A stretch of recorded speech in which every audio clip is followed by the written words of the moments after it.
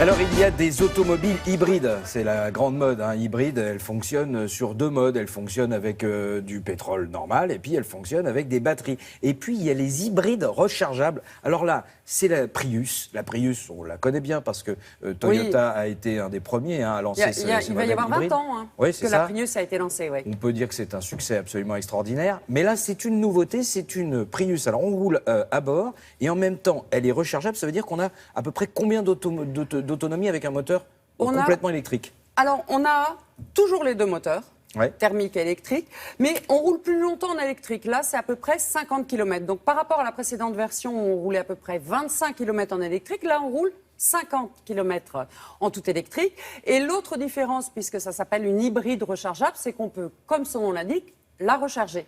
Donc, si on est par exemple dans le cadre d'une conduite urbaine, on se dit on fait chaque jour 30-35 km, on peut parfaitement imaginer qu'on a cette voiture et qu'on n'utilisera pratiquement jamais le pétrole. Exactement.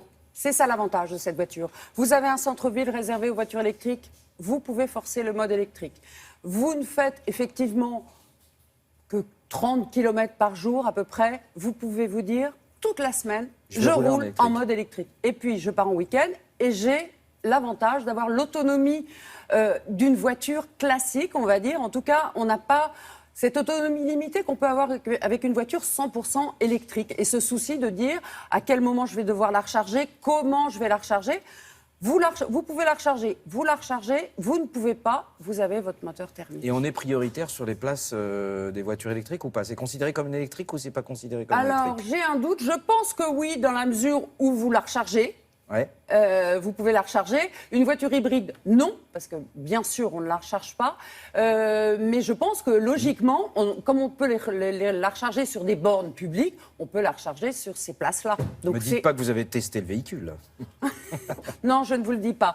Donc le véhicule a été testé par on ne sait pas qui, en Espagne, dans la région de Gérone.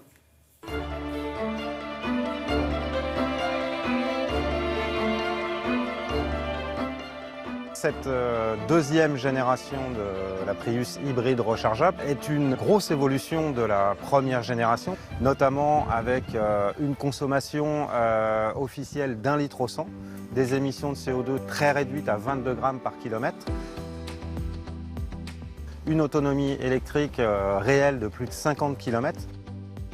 En mode hybride, la voiture va gérer toute seule le passage entre le moteur thermique, essence, et le mode électrique.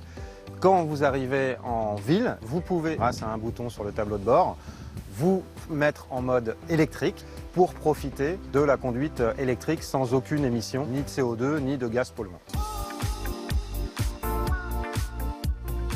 Pour avoir plus d'autonomie, on a augmenté la taille et le volume de cette batterie et nous ne sommes pas non plus sur tout à fait la même technologie.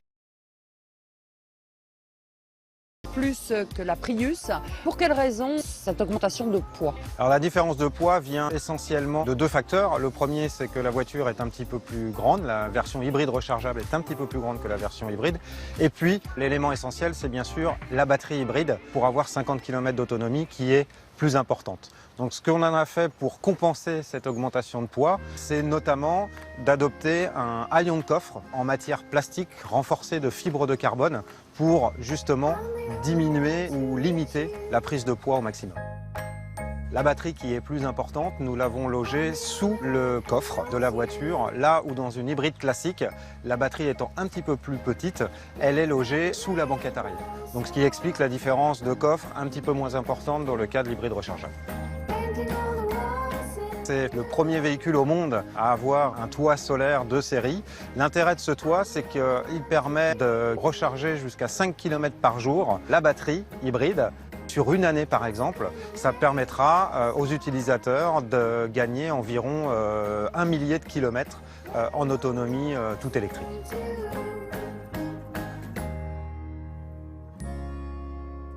Avec le toit solaire. Oui. Alors là, celle-là, elle est écolo de chez écolo. Dites-moi, le coffre est quand même un peu petit. Il est très petit. Il est large, mais il est très bas. Et c'est à cause des batteries? Parce que les batteries sont dans le coffre. Donc on a un petit coffre, on a uniquement 4 places.